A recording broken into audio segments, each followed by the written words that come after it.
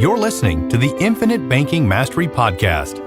Did you know that you could build a tax-free pool of wealth that's liquid and accessible all your life while building your retirement nest egg? Gain full control of your financial future and stop relying on the government and banks. The wealthy have already discovered this wealth-building secret. Now it's your turn to get financially secure without following the conventional wisdom that keeps you in debt to banks. Now here's your host, Valerie LaRocque. Well, hello. Welcome back to the podcast, everyone. Thanks so much for listening. As I mentioned in last week's podcast, I thought I would continue on the topic of long-term care just because it's so important. Just protecting your older self, very important. So let's continue the conversation on long-term care. Last week, I brought up the importance of this coverage and also how easily and suddenly not having this coverage can demolish your retirement savings plan or your retirement plan. I talked about what this insurance is, what it covers, and how benefits are triggered. At least I covered on that, kind of with a broad overview. Oftentimes, a person's need for long-term care actually develops gradually. You may not realize that you're headed in that direction, just with whatever kind of health conditions you might be dealing with.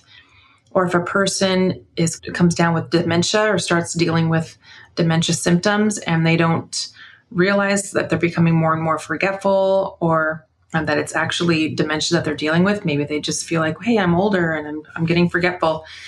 So all of a sudden you could realize, go to the doctor and say, oh, okay, I have dementia or I have this condition, and suddenly be uninsurable for this coverage, just like for long-term disability or for life insurance, long-term care, you do have to qualify for it with your health. And so you can become uninsurable for it, just like with those other two coverages. And in addition, all of these coverages get more expensive as you age, just because you're more likely to need the coverage.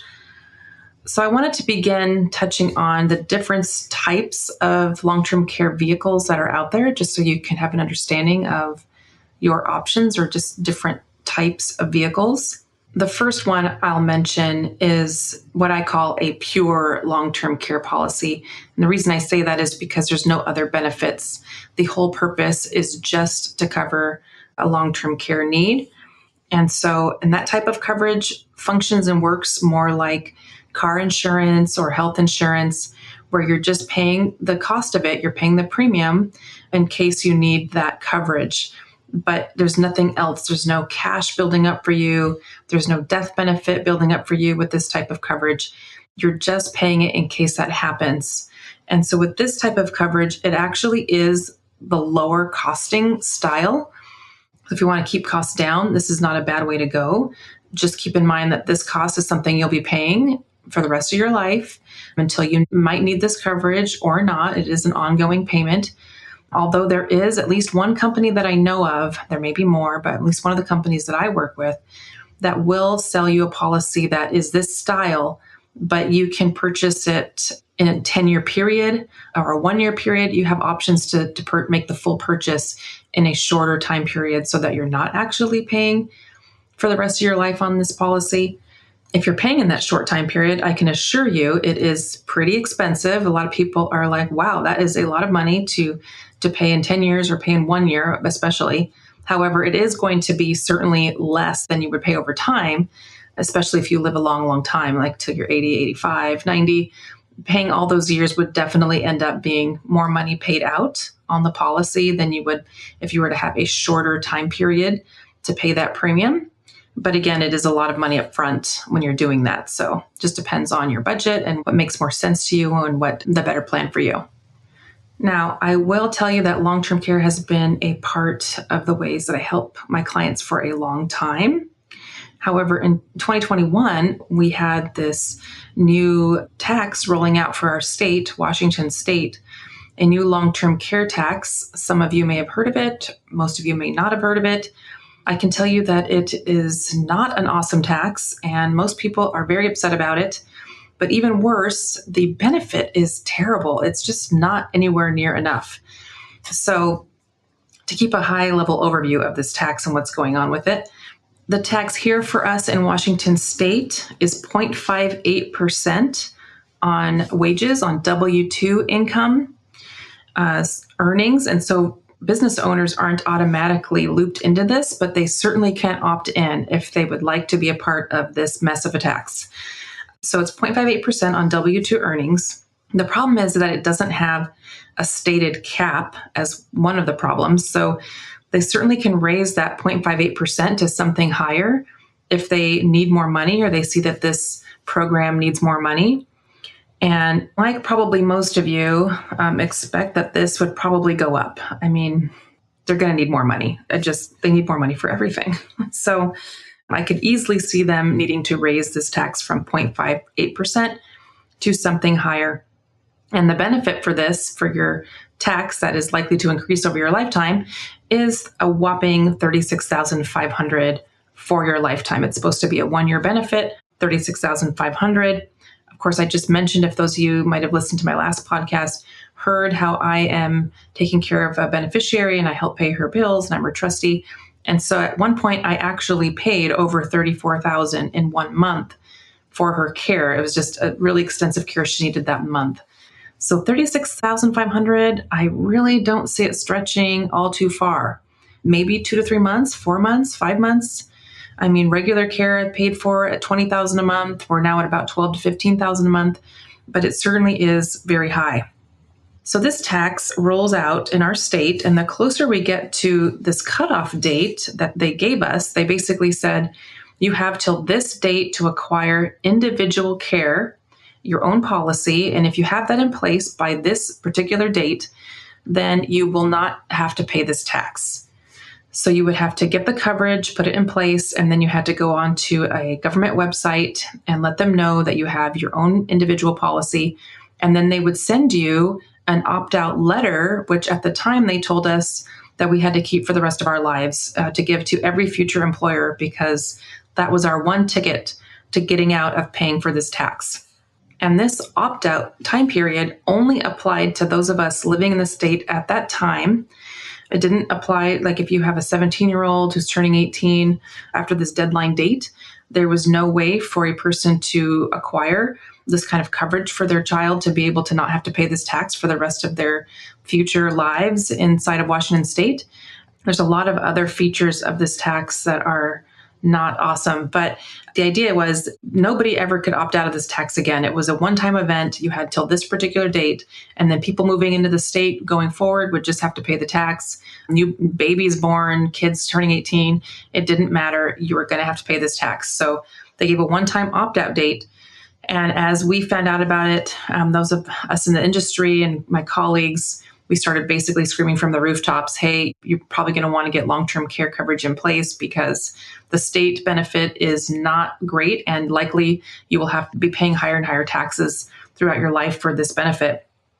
So we're screaming from the rooftops, and slowly but surely the masses started to hear this message. And maybe about 5 months out away from the cutoff, people really started to come to us in masses trying to ask for help with this long-term care. And so we had companies leaving the state who would refuse to help and underwrite our clients in Washington State, which was also bad because I had clients who really just wanted long-term care, who were caring for their parents at that very moment and realizing just how expensive the cost was to care for their own parents. So they were trying to lock in coverage for themselves during this craze of long-term care in our state. And I couldn't offer them the full range of options because some companies were simply refusing to help anybody in our state. And meanwhile, other companies, they just could see the massive amount of applications coming in. So then they had cutoff dates for applications because you had to submit the application and then it has to go through underwriting. You have to have your medical stuff all in order and recent blood tests and all sorts of things to be able to even go through that. And so they would do this screening. And if you hadn't done those few required things, then they're just forget it. Don't even turn in an application. We're not going to wait for you to get that stuff done. So it became really crazy at the end and just trying to get these contracts pushed through by the cutoff date. So it was during this time of mass hysteria that I started working with a lot more different companies on this product, and why I have the ability now to share with you the different types of vehicles you could cover yourself with for this. I just want to say too that California is next up on the long-term care tax happening in your state. That's what I've been hearing. And I haven't found out or learned when that's cut off, if you're going to receive a cutoff date or if they're just going to initiate it and they're not even going to give you an option to opt out any further. I feel like if you had long-term care in place that they would allow you to opt out. I'm just not sure if they're going to do the same as they did in Washington, where they gave you a time period to get that coverage in place. Also, I've heard whisperings of New York, this happening in New York, and I feel like many other states will follow. So you might want to start paying attention in your state and see if this is something that could be happening anytime soon. But just really the state wanted to pass more of this cost because it's astronomical, the cost of caring for people in their elderly years. And the state has been using Medicaid to help with that. So they're just trying to get the people to help more in this cost to cover their cost of care in their older years.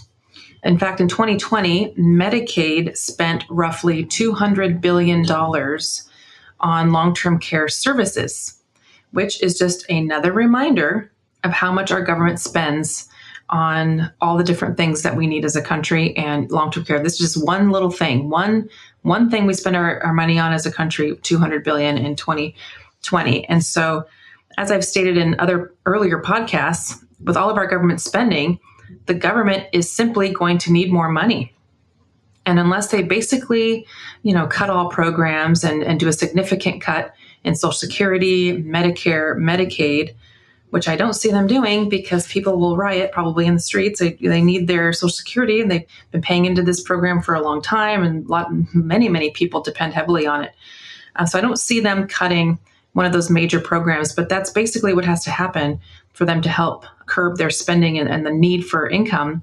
And so the only other way they're going to be able to acquire the income needed to fund all these things that they are promising us and have already put in place is to increase our taxes, which is why I want to house as many of my own savings dollars within the vehicle of whole life insurance, where I will be able to access those dollars and the growth of those dollars income tax free at any point in time in my life. We just simply don't know what the taxes are going to do in the future. And so having the majority of your funds in taxable accounts, tax deferred accounts, tax accounts that are earmarked for retirement, and so will be taxed later on in your life, you just don't know what that tax rate's going to be. So you could end up giving up a bigger portion of your retirement funds at that time when you're no longer working and really are depending on that money. And so that's why I like to really save as much as I can into my whole life policies. And then I have that pool of cash there that I know the value of, and I know what I'll be able to access in those years when I'm needing that passive income or that retirement income. Another thing I wanted to make sure you're aware of is just that in order to be able to get help for long-term care from Medicaid, you would have to basically deplete all of your assets. And so they're not going to help cover that for you unless you have spent through all or most of your assets. And a lot of people think that Medicare is something that would cover long-term care needs, and Medicare does not cover long-term care. That would be Medicaid, where you have to deplete your assets. But Medicare will help a little bit. So if you needed like a hip replacement or something and you end up needing some rehab, they will help fund that care for a period of time, a short period of time. Then they expect you to be able to get back on your feet and not need continued services. If you need services for a while, Medicare does not cover that. It does not cover extensive long-term care needs. So I started this podcast off talking about one of the few different types of long-term care that you could acquire for yourself, the type that is like car or health insurance. But I think I'm going to continue this topic one more time, just so that I can review more of these different types of coverages and give you more of an overview and an understanding. There's just so much to teach about this. Well, I do hope that this was informative or helpful to you in some way, maybe for yourself, for future planning, for future financial planning overall, or maybe when you're thinking about your parents or other close loved ones, aunts and uncles, maybe this is a topic that you should even broach with your parents and ask what their plan is. Maybe able to help them acquire coverage now, sooner, when it's affordable, when they're insurable. It might be something you want to talk to them about. Of course, you might also find out that their plan is to move into your house. That is a possibility. And hopefully, if that is the plan, that it works out great for you and your family. Although I do bet having some funding to be able to have a nurse or a caregiver come over and help out from time to time would still be very valuable and helpful.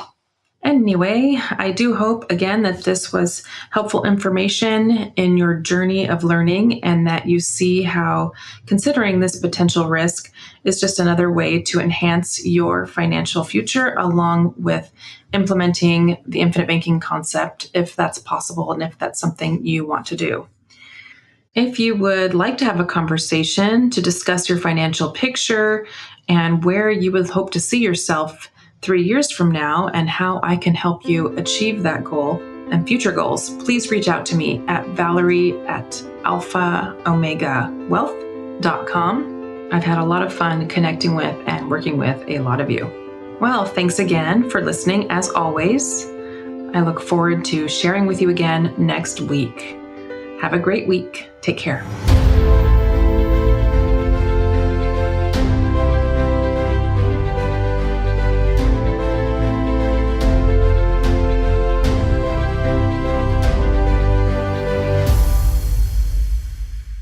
This is thepodcastfactory.com.